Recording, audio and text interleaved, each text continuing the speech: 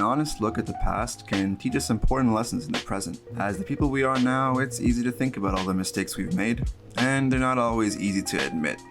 We're here to help make it a little bit easier. Join us, a diverse group of friends from all walks of life, as we sit back and talk about all the trials that we've faced growing up, as well as the happiness that we've enjoyed. In hindsight, there's a lot of things we all wish we knew just a little bit earlier. Come take a seat at the table. Let's reflect on it together.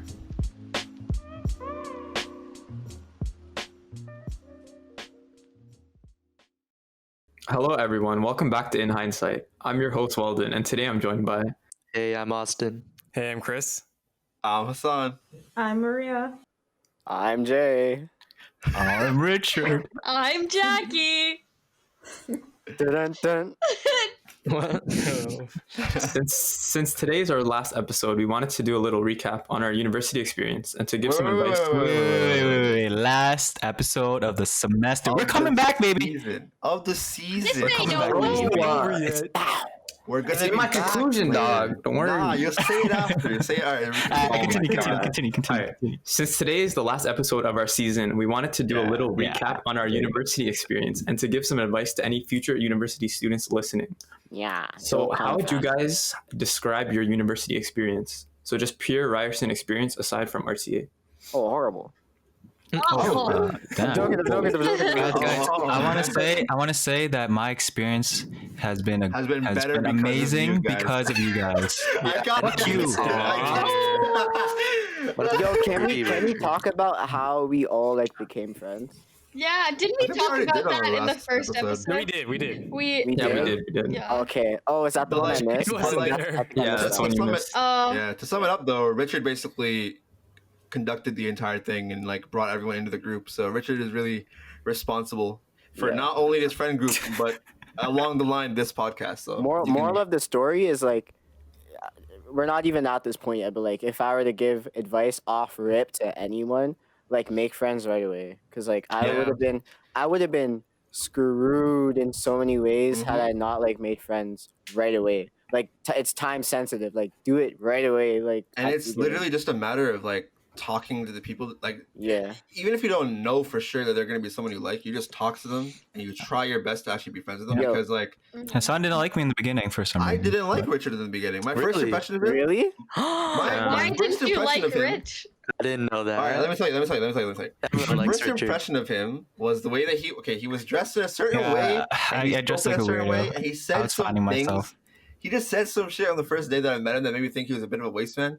Mhm. But I soon realized, I think the moment that I realized that he wasn't was we were sitting in class, and I don't know, I saw him taking notes very seriously. I was like, oh, this guy actually is not a bean. He actually cares about why he's here and all that stuff. So, and then the more I got to know him, obviously I knew I had a bad first impression. But no, the point is though, him talking to us, he came up to me and Chris, with Austin. He already talked to Austin before us, and just that, him going up to us, regardless of him, he doesn't know if we're good people or not, or if he would like us or not. But he did it, he tried it, and it worked out really well in the end. So Yep. So moral of the story is that first impressions don't matter. Yep.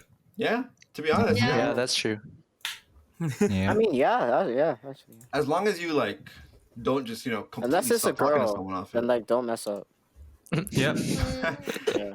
Sure. Jay, quick story. Let's go. What happened there? No, I'm just saying, bro. It matters. There's a story Don't put me on behind the spot, bro. that. Yo, stop it, guys.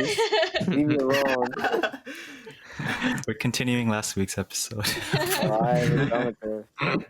But yeah, I mean, I would say my experience has been pretty good. Compared to every other school experience that I've had before it, it's been pretty good. I agree. Mainly because I think I just enjoy things more when they're farther away from home. I remember high school, I wanted to get farther away from my home school, so I went to a school that's 40 minutes away from where I live. Mhm. And then university is an hour more than that, and I really love downtown, so that's been great. I feel if anyone wants open space and just freedom to explore, going to school downtown is pretty cool. Yeah. Yeah, or just off campus too, because you're put in a place where how after high school, when you're done school, you just go home or you hang out in the area that you grew up in. But university, it's somewhere remote or whatever. And after school, you get to chill with your friends, you get to go to new places and discover, new places yourself. And yeah. Yeah. I can give like a kind of different perspective on this, maybe. Um, if we're talking just about like, because we were talking about like friends and like stuff like that. One thing with Ryerson that, and this isn't necessarily like Ryerson's fault, but it is like a commuter school, right? So there is kind of like a lack of like community, I guess, or like team spirit, because a lot of people, like Richard was just saying, like we come to school, do your classes, and then they go straight home, right? And so like Yeah. versus like a school where people live there, like you know everyone, it's like a whole thing. Yeah. And then also I know like that like yeah. people in our program that do live on campus, it's kind of hard to talk to the people because they already have their own friend groups. People make friends with other people that live on res, and then if you want to get to know someone or get into that group of friends, it's kind of hard. I think if you're a commuter, you kind of have to make friends with other commuters in a way. And like parties, like there's not many parties that, I mean, I don't know about y'all, but like I don't get to go to many because like I'm a commuter person, so like I'm not on the campuses where the residence where that's happening. And like the other thing I was gonna say too, which is something that only occurred to me like recently, or it occurred to me, but I only like realized it really recently, was that like 9 times out of 10, like I'm the only Black person in my class, and like that does kind of have an effect whether I like realize it or not. Versus like high school where like I'd feel more like, not like welcome because I have you guys, so I feel welcome, but like it just felt more like more of like a more natural. I don't know, like it grew up around that, like I feel obviously, Yeah, And that's so, like, understandable. yeah, and like that's something that I kind of lacked I lack and will lack going forward in university, and like I kind of just accepted it, but it's something that I factor into my experience. For sure. Yeah, I don't know if it's even Ryerson or if that's just RTA, where RTA is not that diverse. I think that's RTA. I think. Yeah. Because walking around campus. Yeah, my friends are in other programs. Like, I feel like it's different in their program. Yeah, I mean, it's only in my classes. Like, if I'm walking around, like I see a lot of like Black people, but in my classes themselves, like when I actually am given the opportunity to socialize and meet people, like I'm usually the only one. Yeah. But that's probably because our program has like 150 students compared to, I don't know, say like engineer that has thousands. But it's still like, because it's the same cycle of people. They're recognizable. That's true. The one thing I like about our program is that it's smaller, because I feel like you can know like generally everyone in your program. Yeah. Even if like you don't know them on like a personal level, like at least, I don't know, it's kind of comforting. I think it's good because like how Jay was saying, since it's such a commuter school, there's not that much of a sense of community. But in RCA, the fact that it's so tight, like tight knitted, you know everyone. So even if you don't like everyone, like you know who everyone is. So it's easier to like feel a little bit more comfortable. I think like going into every new semester, it's like, it's the same people in my classes. So there is that. But I remember I had the same impression though, Jay. Like. Because, I mean, for you, it's even less, because I know there's even less Black people in our program. But I remember coming into RCA, I would, like, look around lecture halls and count on, like, my, 5 fingers how many brown people I saw. I was just like, damn, bro. Dude, I remember when it's even worse. It was even worse with Black teachers or Black professors. Because I remember with the and by the way, like, since I just mentioned this, last year, what was the year where we had game or introduction? Yeah, that was last year. What was it called? Just so I could say it on the podcast. Concepts of narrative. Concepts of narrative. Yeah. So it was Chris, right? And so that was, up until my life to this point, the first Black teacher on any level of education I've ever had. Wow. That's insane. Yeah, I've never had one. And so and so especially a guy, because like most of my teachers are female. I don't know why or what that implicates, but like that's what it is. So that was the first Black male teacher I ever had. I remember like when I walked in the first day, I was like, "Yo, my professor's Black." Yeah, I remember that. You remember that? And he heard me. He heard me, and he's like, "Yo, like I'm so happy like to have you in my class, bro." Wow. And it was just it was like that was the highlight of my university experience for sure. Damn. Yeah. That class was great too. He was such a good prof. Like he made the class so fun to be in. I love going to that class. Why are you laughing, Jacquie? I don't want to talk about it. We make it fun for him, but he's great. Let's move on. He's great though. I mean, can we talk about this? No. Okay. Wait, I don't know what happened. I'm not in the chat. Well, yeah, we'll talk about it. We'll talk about it off the record. He's a great prof, though. Yeah. But yeah, no, nothing on him. And we all think that. We all like. I'm pretty sure everyone in that class thought that. Yeah. It's one of the most immersive class I've been in ever. Yeah, and engaging. Mm-hmm. Awesome, engaging. He put effort into his classes for sure. Yeah. I mean, aside from that class, what other classes do you guys really enjoy or connected with you deeply? Single cam was amazing. Oh yeah, single cam was always really fun. Like I know that it's very unique to our program, so maybe not many people listening from other programs would get it. But bro, that class, the way it gets you like hands on with everything, and it makes your life a living hell for a little bit because there's too much work to do. But the fact that it's also like a 6-hour class, so majority of that time is you spending going out and filming in class time. Yeah, it's such an interactive class. I actually love it so much. Why do I feel like I just had a bad single cam experience? Like in my first. Maybe it was your group. You were never in a class Yeah, I think you just were not with us, and then. Yeah, it sucked. I wish I was. Because, it looked like you guys had way more fun than I did. I had the time of my life filming with you guys. It was so fun. Yeah, I had beef with my teacher. Like, oh yeah, I remember. Yeah, the prof did not like mess with me, and we were like arguing in front of the whole class because it was that winter where like trains kept getting. It wasn't even like they were delayed; like they were just flat out canceled. Oh, yeah, I remember this. So I literally couldn't go to school. Like I took a photo of the schedule and got like documentation from the Go Transit people, because I know like how serious like single cam is. Like you have to be there, right? And like I was trying to tell her like yo, like I literally couldn't come, and because I came in like halfway through the class, it kind of looked bad on me, right? So I was like, hey, can I speak to you? Like, yo, I couldn't make it, and she was just like, you should have took like an Uber. And I was like, do you want to pay for my Uber? That's gonna be like freaking $100. Like what? Like my god, that's actually ridiculous, bro. Yeah, and I got so much marks off. Yeah, that's a crazy contrast to what I had, bro. I remember when I was in first year, it was like multicam, like the first part of that multicam single cam class, and I went to school and I was feeling sick, like I was feeling kind of nauseous or whatever. I don't know for what reason. I think I had like a fever, and I was in class and we were doing exercise, and I was like, man, I actually like can't take this right now. I need to go home. So I just told my prof, I was like, yo, I got a cut, like I'm not feeling good or whatever, and he looked at me, he was like, all right, bro, it's all good. Just leave. Yeah, nah. Like he didn't feel any ways about it or nothing. He just let me go. So I think it really, the profs you get, it matters a lot. And I keep trying to get back into single cam, and it fails every time. Because like last year, I forget why I couldn't do it. I actually forget why. And then this year I didn't want to do it because it was online, and I felt like it was just not.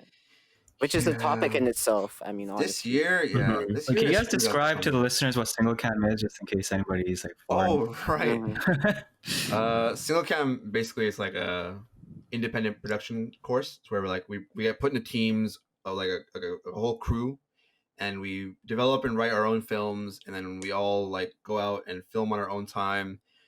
People like we do the audio work ourselves, the filming, the directing, lighting, prop works, all of that stuff. So it's just a chance for us to like develop our skills with filming and and everything. Like everyone gets to experience the different roles. Oh yeah. Which is cool. Everyone has to go through the hell that is audio. And oh my god, audio is something else. Yeah. Multicam though. Did you guys like multicam? That was really cool. I enjoyed multicam. Yeah. I liked it more than single cam. Yeah. You had a good teacher. Yeah, I had a good prof. I really liked my prof. Yeah. He was really enthusiastic and he actually cared, which in some ways made it harder because like he really wanted you to like do the work. But like I feel like with those courses, like if it's gonna be 6 hours, like you need to be pushed, And I feel like he really like provided that. And that's the thing. Like this year, what you're saying is correct. You have to have like a motivation for it. And this year, I want to take advanced single cam, and I probably still am going to. But I'm feeling so demotivated about it because we're gonna be at home with our own. That's why I dropped, bro. That's why I dropped it this year. Like I was in there for like 2 classes. Like I stayed for a while. I think maybe even 3. I was there for 3 classes. I sat through all the classes, and I was just and then they gave us our first assignment, and I was like, nah, I can't do this. How long are the classes online? It's the same length as they are in person. Yeah. It's so. I feel like I don't know how much we can hold the university or the program accountable for this, but I know. Adapting to the COVID rules with classes, especially for a program like ours where it's so hands-on and practical. And I'm sure other people can relate to that. Like people that have, even in science programs where they have to do labs and stuff, they can't use the equipment that they got to use, right? Mm-hmm. That stuff makes it so much harder to feel like you're getting what you paid for out of your classes. It's been kind of hard to adapt. To make what you're doing feel meaningful. And like, like, I don't know. I just feel like when I was in the class and online classes in general, like whenever we do Zooms and stuff now, I just feel like there's kind of like this sad tone with everyone, which is understandable. Like, because it's just like, especially with single cam. Yeah, especially with single cam, because it's like you consciously realize that this should be in person, and it isn't, and like it feels like a compromise all the time. Like the entire class feels like a compromise. Yeah. Remember last year you took philosophy? There's problems in philosophy. And you told me that whole thing, the question about the guy with the dog. And we had a huge like debate about it. Yeah. And like, you told me about how it went in your class. I had that brought up in my class yesterday. I got to that point in the class. What was the question again? Like, it's kind of deep to go into it. Let's go into it. Nah. But point is, Jay described this to me. Jay described this to us, and it was such a like cool class. It seemed like, and like the way that he talked about the debate that happened in the class. I took the same class this year, and it's online because of COVID. And the vibe was so low. The energy that I expected or wanted out of like having a discussion and a debate was not there, man. Like I felt like I lost something, by taking the class online. Yeah. I took a philosophy class this semester. Actually, Jay was in it too. I thought it was pretty fun. It was really easy, but it was still like chill. Yeah, they're easy, but it's like the thing is like all these classes that I try to take are the kinds that are supposed to feel more fun in person and like talking to people, because I'm not going to go into like a philosophy major or minor, but I'm taking the class just to have fun and like have interesting conversations. Honestly, I'd rather take philosophy at home by myself. I don't know, sometimes just the stuff that comes out of people's mouths just bothers me. But that's what makes you engage, though. That is true. When people raise their hands and they say something super offensive to you, and you respond back, and the whole class gets heated, and it's like a huge debate. Like sometimes they just don't get it, and it's like, yeah, but still, it makes you really care about what you're being taught. It makes it feel like a live, thing that's going on. You're just sitting at home pressing the mute key, bro. Going back to whether like the whole university experience, and I'm happy with the fact that I pursued university, because with our program, before joining university, a lot of people say like, oh, you don't actually need university to get into production and film and all of that, but just the extra classes and everything, and being more educated, I don't know, it feels like it adds so much value to life and everything.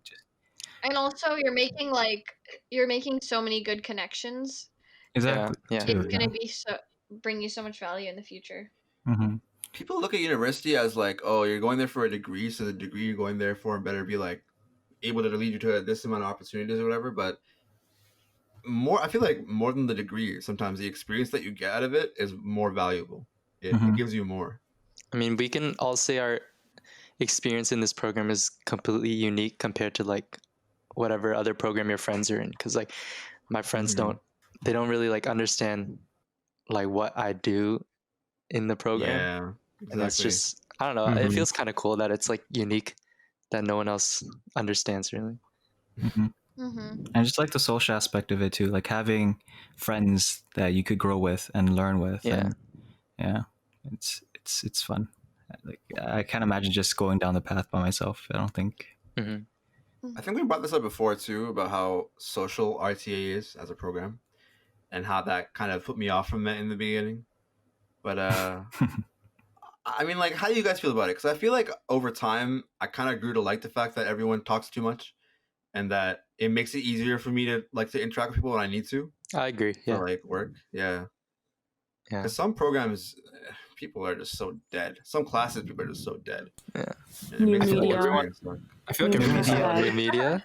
Yeah. Maria, how is new media? I want to see. Man, That's true. We don't really know much. I literally want to drop out. I hate it. I'm not even gonna lie. Oh no. If I had friends, I don't think I'd hate it, but I don't have any friends in that goddamn program. Is it hard to make friends in that program, or honestly, I don't know. I don't know if it's just me or what, but everyone seems so like quiet and to themselves. Like in all of my classes, like no one talks to each other, no one jokes around or anything like that. Like it's just like I don't know. It's like everyone and their laptop against the world. No one really talks that much. Like just online, or was it always like that? I thought I felt like it was like that since like first year. Like every single class that I've ever been with, like in with other people, they just like weren't big talkers or anything. I remember when everyone kind of kept to themselves. When I first met Maria, like I'm pretty sure you told me that.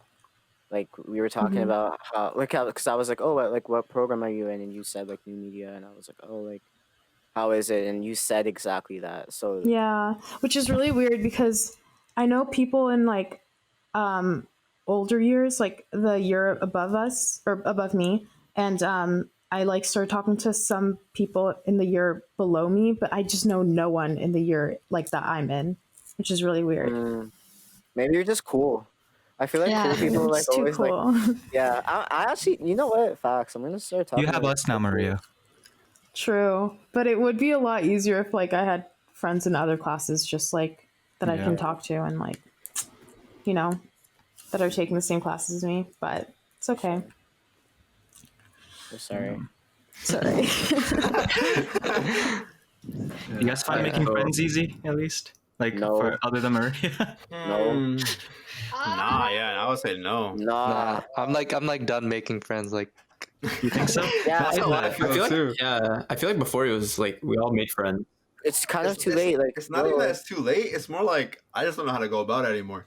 Like I feel like I'm just too comfortable now. Yeah. To go and talk about it, you know? Yeah. I feel like I got really lucky meeting Richard, honestly.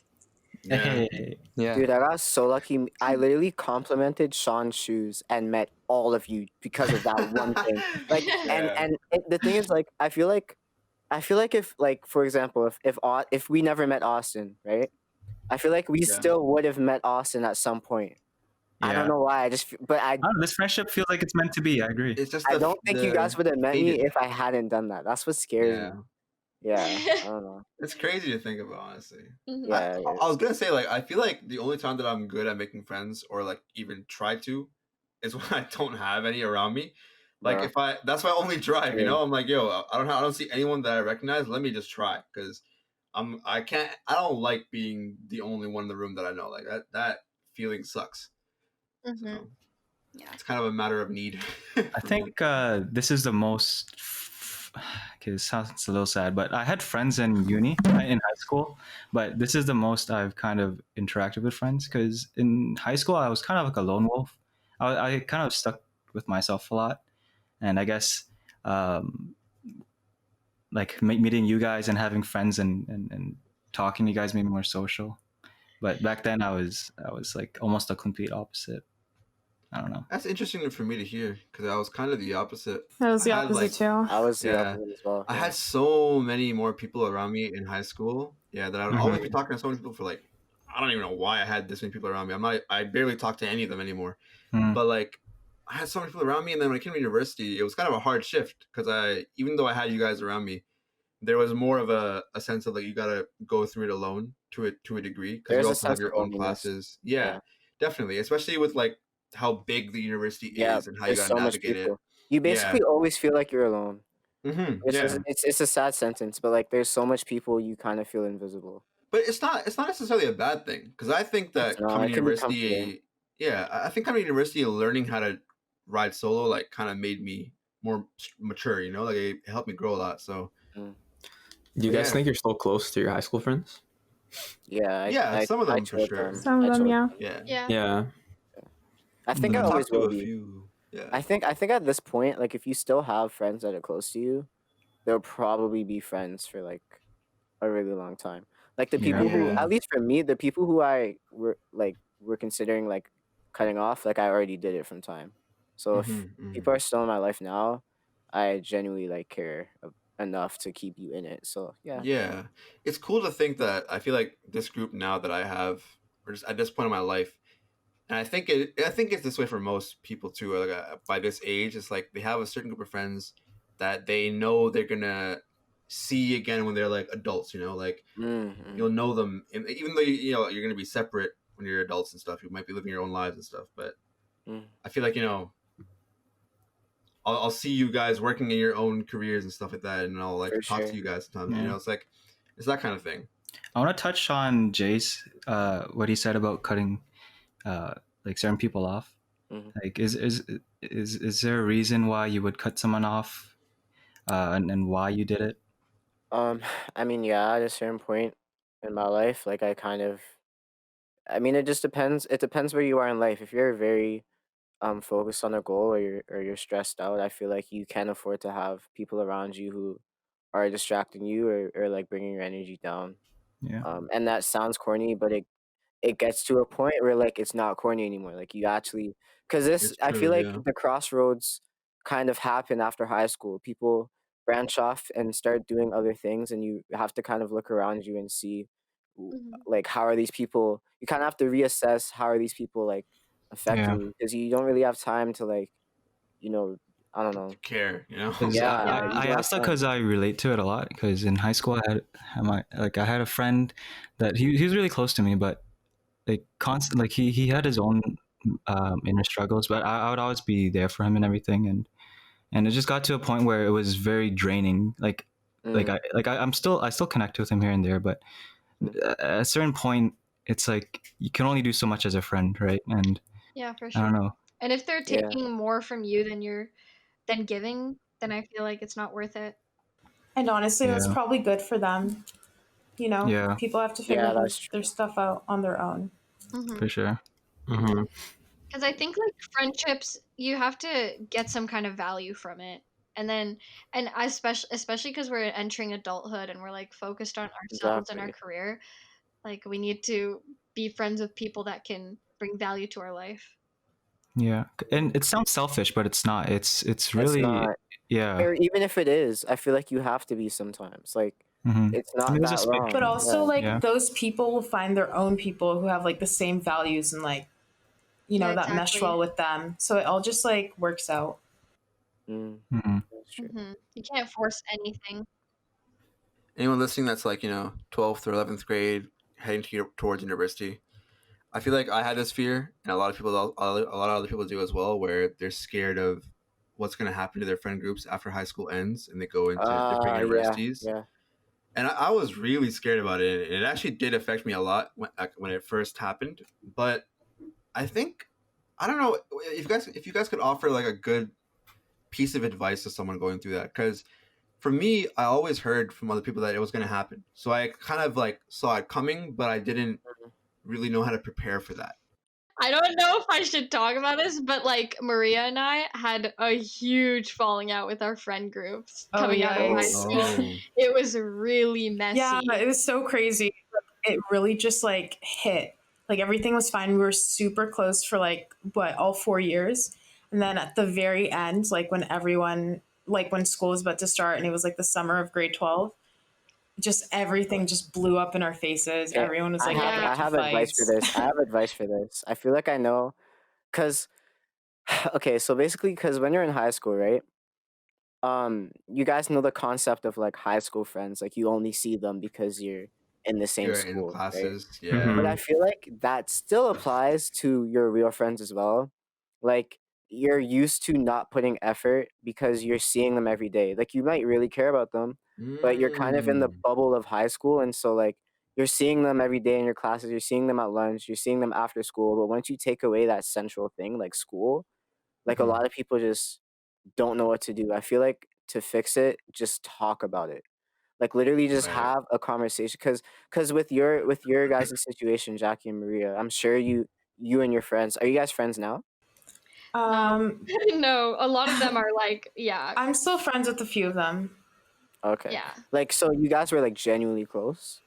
Yeah, we were really tight. We were pretty close, yeah. See, like I feel like you probably wanted to keep talking, but like maybe it just never never talked about it. It was just a bunch of things built up. Yeah, it was like many different factors. Like one of them moved away, just like a bunch of different stuff. But I feel like it was for the best either way. I kind of agree with what you're saying, Jay. Yeah, because like I feel like for some people, for example, I had a friend that was moving away near the end of grade 12, right? And I had known him since middle school, like since grade 6. And I was kind of thinking, like, damn, I wonder if I'm still going to talk to this guy after. And I had this group chat with some other friends that, like, we were all kind of like, he was mutual friends with them and stuff. We all kind of talked here and there. And I had a group chat with them, and I would always be talking to them. So I was like, you know what? Screw it. Like, if I don't want to lose this connection, I'm just going to toss this guy into the group chat and see if it works out. And I did that, and, like, we talked about it and stuff, and, like, now I'm still close to that guy, you know? Yeah. Which goes to say that you kind of have to, it kind of sounds bad, but you kind of have to decide which friendships there are that you care about the most. And that's in the sense of like, what gives you the best, you know, energy, who gives you like, you know, the best friendship back, and who do you care about the most, and put energy into trying to keep that alive, put energy into seeing them, talking to them, and just know that even if you do that, all of that, even if you talk about it, there's still a chance that it's not going to work out, because that's just how life goes, you know? And I would also add too, like, it's never, like, one thing I kind of preed this year, especially because of quarantine, I've been like reconnecting with a lot of people, because I'm like so bored. But honestly, like, I learned that it's never too late to go back to like talking to an old friend, because personally, I'm actually like really bad at maintaining relationships, like friendships.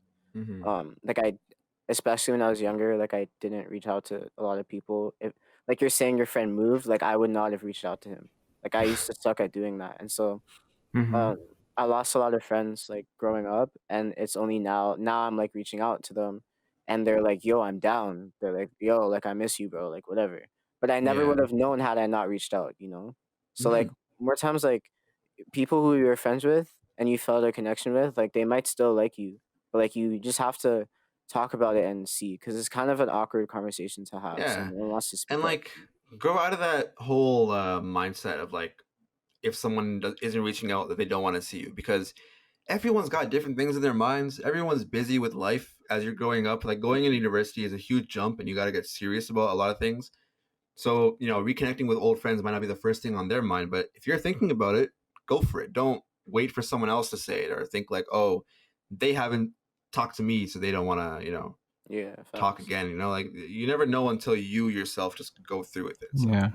And I would just add, like, even if you don't have friends, like you don't have to force any friendships as well, because naturally I think you'll find your group, especially in a university setting where you're new and you might be afraid, but you'll meet people that you'll eventually connect with. Because for a long time I like, especially after high school, because I took a year off, so that was a very lonely time for me. I didn't really connect with my friends because they were doing their own thing, and we all took different paths in life. So I didn't really have much friends. So I don't know, like that really, like, I guess affected me, because I guess I'm a social person, and I was, for a whole year I didn't have that social connection.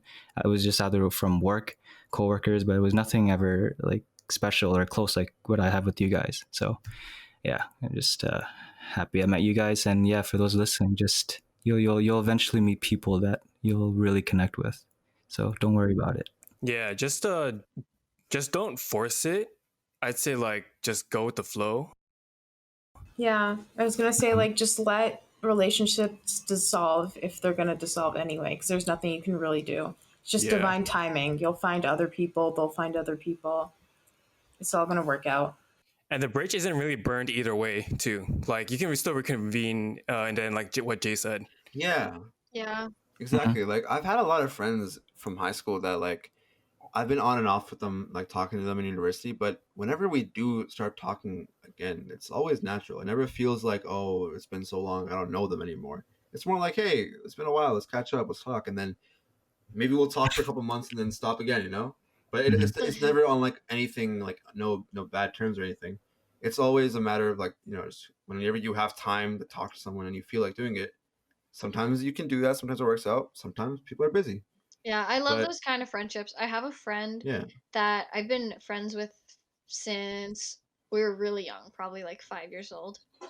And we barely talk, like maybe once a month, maybe less, but every time we do talk, it feels like I spoke to her yesterday because it just feels so natural. Yeah. And there's just no tension. Like I hate it when I'm talking to someone and they like make me feel bad about not talking to them for a long time.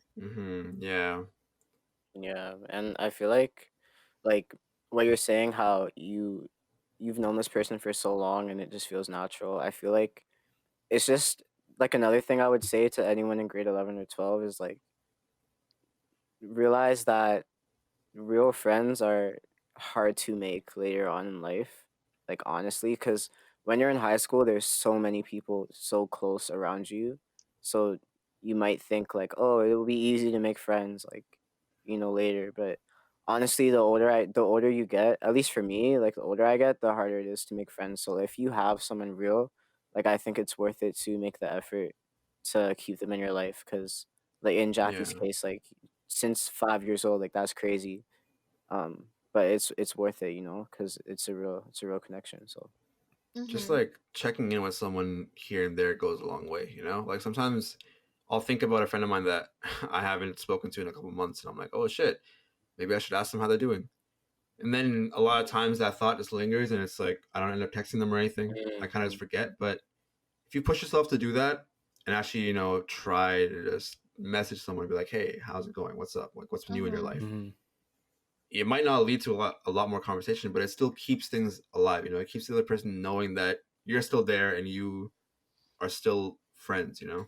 Yeah, totally. You know, I used to like not do that, I guess, or I always thought it was weird because I used to think like, oh, they'll be like, oh, why is he texting me all out of the blue? Like, does he want something from me, or like he wants a favor from me? But now, like, I don't know, some of my friends, we just check up on each other every so often, and it's like it's comforting. Yeah. Richard is playing with a filter right now, and no. I was gonna say whenever an old friend messages me, the first thing that comes to mind is, okay, this guy's in a pyramid scheme. He's gonna try to recruit me, because that happened to me twice now. And yeah, I'm so thankful that none of my close friends ever did that to me. But I've had randoms from high school that I've like spoken max 2 words to, be like, yo, bro, this guy, I'm not gonna name any names, right? I doubt he's gonna listen to this. Okay, but this guy messaged me a voice message. He sent the same voice message to 3 other friends of mine, and we all talked about this, okay? Where he called us, he said he believes in us. He said he knows we're all smart guys. I never spoken to this guy. He said he knows we're all smart guys, and we got the will and the passion to make money. And then he links up some like StockX Forex scam. Like there's so many, bro. I don't know how all these. It really. I feel like when you get out of high school and you see people that end up in pyramid schemes, sometimes it kind of makes sense. It's like, it's like, yeah, you would end up in one. You would. Yeah, that's another piece of advice. Those of you entering university or young in high school, beware of these pyramid schemes and Ponzi schemes, because they target people who are vulnerable to the wants and need of money. So they use words such as what Hasaan said and say, oh, do you want to make quick passive income and residual income and join us? And all you need to do is sell this, but then you got to recruit like 500,000 people to make money. Bro, like, I wanted to see how far this guy would go to make me to convince me. So I told him Like I was acting like I was into it. I was like, oh, that's like a great opportunity. And I told him stuff like, because this is like a full-on scam, right? They're just grabbing your money. So I told this guy that I'm tight on money and that I'm working 2 jobs, all right, to sustain myself in the pandemic. And what did he respond with? He didn't stop talking. He was like, oh, I'm not gonna get this guy. He actually needs to survive. This guy responded with, oh wow, this is a great opportunity for you then. Wow. How dare you? I have a really bad story too. So one of my I think like an old coworker, he messaged me. He told me to, and I was actually interested. So I was kind of fell for it this time because it was kind of a new thing. This is the time when everybody was starting to talk about Forex and stuff, right? And I was kind of young and I was always curious about money. So I went to the supposed meeting place, which is his friend's apartment in Jane Finch. So I went to his apartment, and his friend's mom. I went to the apartment and went upstairs. He's not there yet. He told me to go up because he's gonna be late. So I'm just chilling in the apartment, right? And it's just his Filipino mom just like serving me snacks and stuff while I just wait on the couch. And 30 minutes later, he comes with his group of friends. It was like 10 of them or something. They all come, right? And apparently, I didn't know back then, but knowing now, they were all his friends. But back then, I thought it was just other members that are curious. So all these guys are there pretending to be curious just to try to get me to sign up. Oh my god! Yeah, and at the end of the whole like presentation they did about this bullshit Forex recruitment shit, they're like, hey, you don't wanna wait because you'll miss out on this opportunity. And then his mom pretends to sign up and be curious. She's like, yo, yeah, you should sign up. This is the opportunity. And they all pretended to sign up just to try to get me. And bro, you know what this is? You know what this Scammers. is? Beware. Basically, you know how like snacks. No, you know what this is, guys? You know, like when you're walking down the street and you get like jumped by 10 guys and they rob you of your wallet and all your valuables. I was gonna say, I thought he was gonna get jumped. This is like the polite version of that. 10 guys got sit in a room. They sat him down and say, "Yo, just give us your money, bro." Like even if you noticed it was a scam, like they just look at you like, "Come on, bro, it's a great opportunity." Oh my god, that's the most it's creepy. Like, polite. I thought that was in the Get Out movie. That's what it's polite scam. So funny, man. Yeah, polite jumping. I swear, people put more like time and energy into going through the scam and giving people all their money than they would with just making money, like working a job and grinding up their money. Like, I don't get it. Yeah, it's crazy. I mean, investing is easier than doing the whole Forex recruitment. Exactly, yeah. Like, dude, it's because they don't have money to begin with, so they're not investing. Yeah. Nah, but they gotta pay money to get into those scam groups, you know? Yeah, it's like $300 to join. This is how you pay $300 to join. Nah, it's 1,000, bro. Isn't there one where you just pass it on? Sorry? Like a loom? Actually, I don't know how it works. So you basically pay. This is what if you ever hear anything like this, just know it's a scam. They advertise that you pay this guy in what do you call it, Wall Street, to send you numbers to input into your application on what stocks and Forex pairs to buy, and that's how they advertise it. But then the catch is that you have to recruit like certain people to reduce the fee of how much you have to pay that guy. Yeah. So if you ever hear anything of that, or anything recruitment related, just know that it's just a loom, but like with stocks. To be honest, if any of my friends, it's any of those, any of my friends send me like a copy and paste, like I'm just immediately like deleting it. Yeah. I remember this one guy messaged me in I think first year of university, and he went through high school with me, right? Keep in mind, this is important. He was there for all 4 years of my high school experience, and he was talking to me about this, like he's working with like all these millionaires and stuff. And I told him like, yo, nah, I'm sorry, bro. I can't do this because like I'm getting deported. And he was like, what? What do you mean? Like you've been here for 4 years? And I'm like, nah, bro, I've only been here for 2. What do you mean? I wasn't there for grade 9 and 10.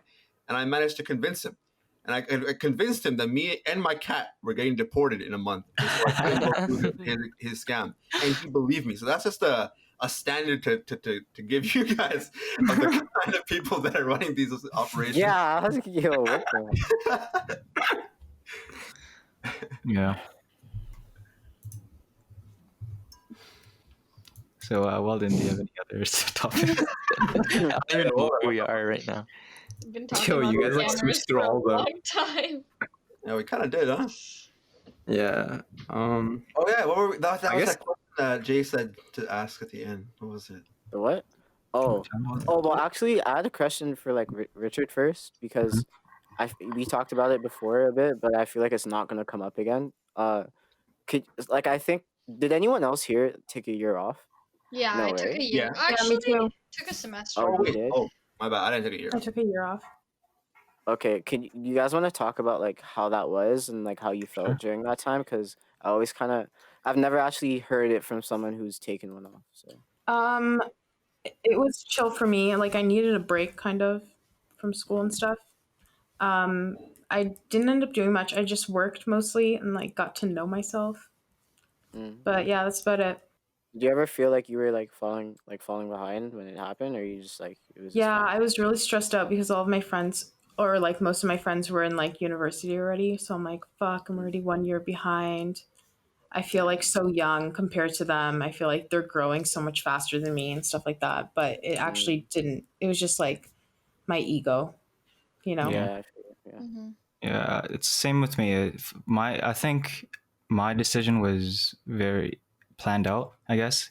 I planned to take a year off right after high school because I didn't want to. I knew I wanted to get into film, but at the same time, I didn't want to get into something that that was going to be financially hard for me. So I took that year off. I worked and also got experience, just working with other like charity and doing video work, just to get into the program with I guess kind of a head start. Because I know so many people, especially from high school, they don't even know what program they want to get into. They just I guess they just get into it because they're used to the school life and that path of learning and yeah. So if for them, if they take a year off, they wouldn't know what to do because it's school so ingrained to them. But I guess I took that year off to my advantage, and when I came to university, I felt like I was already ahead a lot of students because I learned a lot of stuff on my own. So just making use of that time alone and finding yourself, like Maria said, it's a very enlightening time for me, and I think it's really useful. Nice. Well, for me, I was in a different program at first. I was in professional communication, which ended up being like way different than what I thought. And I ended up hating it because I don't know, just like everyone in there was not really my vibe. And so I felt pretty miserable, had a really hard time making friends, didn't like my classes at all. So I ended up dropping like pretty early into the first semester and dropping out or I guess I did like temporary withdrawal, but then I ended up applying to media production, and I'm really happy I did because I feel like it all worked out for the best. And then during my my pretty much whole year off, I just worked a lot. I got really into climbing during that year and kept myself busy. So I feel like it all worked out for the best. Yeah, I made friends with you guys, which is awesome. I was so hyped when I found out you were a 99 baby too. Yeah, that's what connected us. Like that was Okay, this is what I wanted to say. One thing that's different in university than high school is like age does not matter in university. Like at all. Oh yeah, like For at sure, all. for So sure. like for people who are considering taking a year off, thinking, oh, I don't want to be behind. Like when you go back, I don't think you'll feel that way because I never remembered the fact that Richard and Jacquie and Maria even are all Sean, Yeah. Sean's like, I like never remembered. 24. Oh, yeah, Sean. Also, I And, never like, I really didn't asked even for realize. ages. I Yes, feel like yo, they're all Sean the is same level Sean's of maturity. No, he's 23. He's 23. Exactly, yeah. 23. Still though, but like Holy. you know, like that's like 3 years older than me, and like he felt like you felt like my like just a normal friend, like everyone does. Like even some people are older and they feel younger than me. You know, Yeah. Yeah. like maturity becomes a blur. Yeah, Yeah, the good thing about university is that when you get to that point in your life, everyone kind of hits a certain level, like a plateau of maturity, and you kind of have to get through it. So there's really no difference. And I know that a lot of people in high school are scared about not only the thing about taking a gap year and being like, a year off from the rest of your classmates, but the thing that happened with Jacquie happens to a lot of students, and people are really scared about that when they go into a program and they don't like it, and they're like, "Oh, what am I gonna do?" It's normal. Bro, just drop it and switch. If you actually don't like it, don't It's spend your normal. money and your time. Yeah, it's Yeah, really there's normal. no point in staying if Dude, like, if you don't like it. Like 90% of my friends didn't like the programs and ended up switching. Like seriously. And like it was perfectly fine. But like don't be like hesitant with it, because I feel like there is a certain point where it's kind of like just not worth it anymore. Like if you already did like 3 years, you know. Yeah. Then like Even a lot of people who take university, right after university, they're kind of unsure. Like even I guess for us too, but more often if you get into university without really planning, then right after university you're gonna kind of be confused in what you want to do exactly and where you want to be. But if you take time for yourself and really know what you want to be during that gap year, and you kind of plan ahead for your future, you kind of set a long-term goal, and after university you'll feel more satisfied with your experience versus just going there because you didn't really have a choice, or you just want to do it because all your friends wanted to. So yeah, do not make a decision based off your friends. Yeah, 100%. That's like the best piece of advice that I think we can give to anyone going to university. Don't choose based on anyone else, not even your parents. Don't choose their programs. Yeah, just you. Yeah, I think like factoring in like a sense of community. Like if two schools have the programs you want to go to, and like they're both like equal, but all your friends are going to one of them, then like probably go to that one. Like obviously. But even then, if you have the slight feeling that the other one is better for you, then yeah. But like if they're equal, like if they're completely like, equal, yeah, like something like that, where like you're just factoring in like, okay, this might be better for me, because like environment is important to factor into. Like when I was going to Ryerson, I had to factor in like I'm always going to be downtown, always going to be people around, commuting, like busy all the time, like delays, whatever. Like it's different from like a I don't know, like a guarded school that's like only their campus in like a 5-mile radius, So like I feel like that is important. Going back to the whole thing about keeping friendships alive and stuff, some of my closest 2 friends, one of them goes to U of T, and the other one lives in Oshawa and goes to UIT. And I barely ever see these two, right? Like the only person from that friend group that I see, or at least before quarantine used to see regularly, was Chris, because he's in my program. But all these other guys, I don't ever see them unless we organize a hangout in like a reading week or in the summer break or whatever. But as long as you just keep the energy there and you keep the effort and just talking, it's not gonna go away just because you're going to a different school. And to be fair, like a lot of my friends go to Ryerson and I still don't see them. Yeah, exactly. Yeah, that's like, true. Honestly, like if you make a choice to go to a school because of someone else, just know the only time you're going to be seeing them is like that one little gap period that you guys lined up on your schedules. Like there's not going to be that much of a chance. Yeah, they really, and more times like you probably won't. You probably have stuff to do. Exactly. So, yeah. Like just Moral of the story: going in university is something you should do for yourself. The program you should go into is for yourself. Don't do it to be with someone else or to impress someone else. Do what is good for you. And that goes the same with friendships. That goes for all aspects in life. For everything. Did all of you have to go to university, or was college like an option as well? Or it was just not going? Oh, yeah. You had to? Wait. Oh, say again. I thought you were asking a question.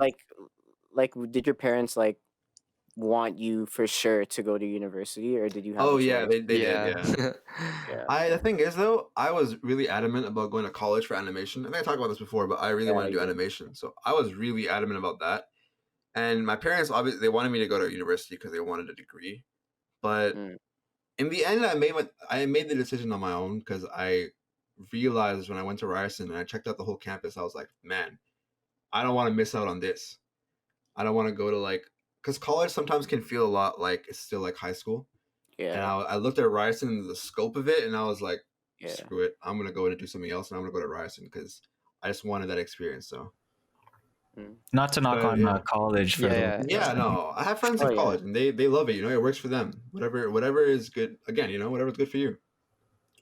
In the end, it's just your subjective experience. In the end, people I know I'm gonna have friends who went to college, and I'm gonna be, someone who went to university, and there probably won't be that much of a difference in our levels of maturity or like experience in life. Like it's still gonna be chill, So just make the most out of your university experience. Yeah, exactly. Yo, guys, I'm gonna do it. In hindsight, oh my god. Wait, I forgot what I was gonna say now. In hindsight, I swear that's like a rap or something. Okay, go. A rap? I was gonna say. In hindsight, I think the one biggest, like the biggest takeaway that I have growing up through high school and like just like maturing as a person is that I wish I kind of did more for myself and cared more about what I wanted before making decisions about decisions about where I'm spending my time and what I'm doing. Like it's so much more rewarding to spend your time and energy doing something that makes you like truly happy. And it can take a lot of time to figure out what that is for some people, and that's okay too. But at the end of the day, you do you for yourself, and that will lead you to leaving. I think ultimately that will lead you to having a happy life. 100%. Yeah. That was the worst piece of advice I ever heard in my life, Hasaan. Wow, nice. Everyone hold your in hindsight thought. Let me ask this question, all right? So what do you guys think about your experiences we covered throughout the first season of In Hindsight? All right, well, in hindsight... Okay, no, sorry. Wait, sorry, can you repeat that? I didn't hear it. Sorry. What do you guys think about your experiences we covered throughout our first season of In Hindsight? Oh. I'm so happy we did this. I feel like it really made me more aware of how I talk and more speak better, I guess. I think it added something consistent to my life right now, in quarantine, because everything is just so like hazy, and like doing this podcast like every week, it's very it's like therapeutic in a way, It really is. It was a fun way to connect with you guys a lot more, and it gave like a creative aspect too, which I really like, and I hope that for people listening as well that it's the same feeling of like a therapeutic conversation, because I feel like we all kind of need one of those every now and then in quarantine. So yeah, I actually have friends that like I told them about this podcast and they say like they want to do one like just for themselves, just as a way to like I don't know, catch up with each other. It's really cool. Honestly, so it's pretty cool. Idea. It's like journaling together. Exactly. Like. Sure. Yeah. I was thinking, and just talking with your friends. Yeah, it's really fun. But it's gonna be so cool to look back on in the future. What? Yeah, right. Yeah. This is all recorded and it's online. Yeah, imagine we'll we're listen like to this 40, like 10 years 50. later. Yeah, we're all gonna cringe. Yeah. We're probably gonna cringe. Yeah. Cringing at yourself is healthy.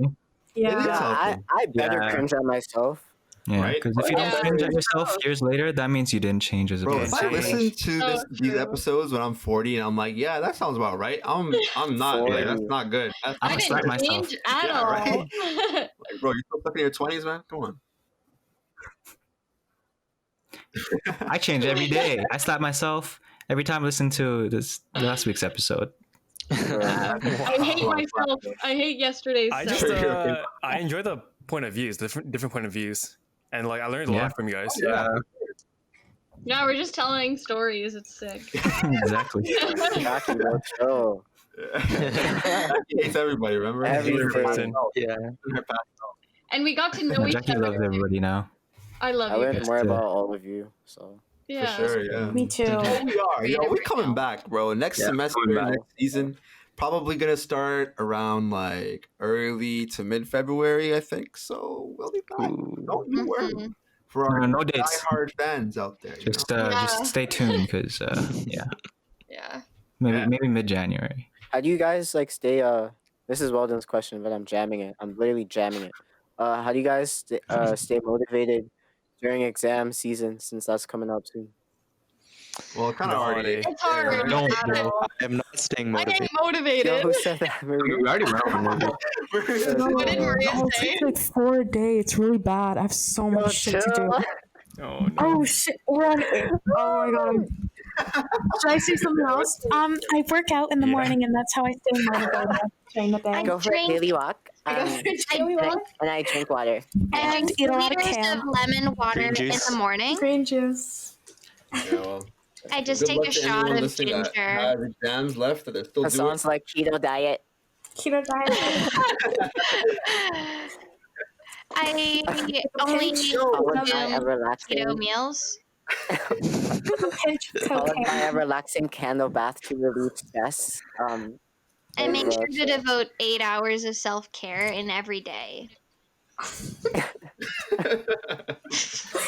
That's crazy because that's really how you guys all are. Yeah. It kind of is. Like, I don't do school right now. Go to bed at 6 p.m. 6 p.m. Wake up at 4 a.m. and just study.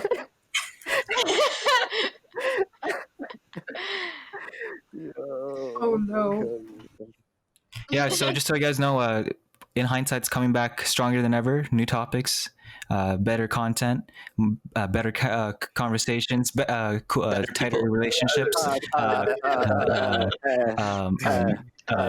Better quality.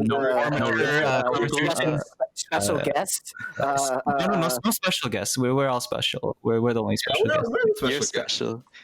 I mean, yeah. What, Austin? The song is special in a way. Wait. Okay. Weldon, wrap He's it up. different, yes. I'm just built different. All right. So in this episode, we talked about our university experience, motivation, advice for future students, and more. We look forward to welcoming everyone to our next season. But for now, this concludes season 1. Thank you for everyone who listened to the past 8 episodes. We'll see you next time on In Hindsight. Bye, guys. Love you. Thank you for listening. We really appreciate it. Thank you. We love all our fans. Bye. Wow. Later.